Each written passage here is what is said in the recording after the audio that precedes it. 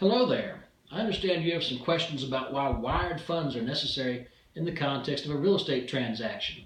There are two reasons for this. The first reason, perhaps the most simple and compelling reason, is that it's the law.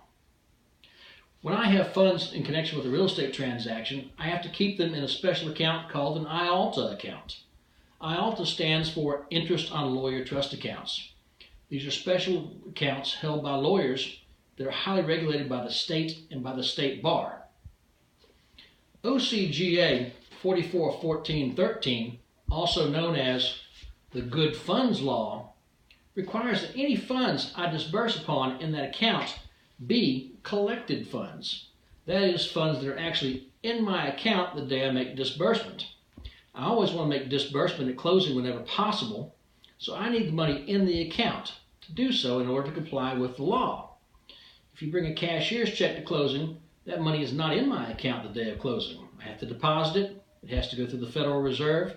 It has to go back to the originating institution before it's covered and deposited in my account. Therefore, I cannot disburse and comply with law based upon a deposit made with a cashier's check. The second reason why these funds need to be in the account is simply I can't write checks out of my account for money that's not in there. The same as you wouldn't be able to do that in your own personal checking account, I can't do that with my business account. Those are the two reasons why we require the funds. I know it's an inconvenience and we hate to ask you to do these things, but the law does mandate it and I must obey the law.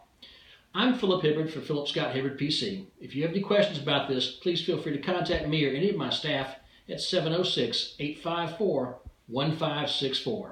You can also go to our website at hibbardlawfirm.com. Thank you.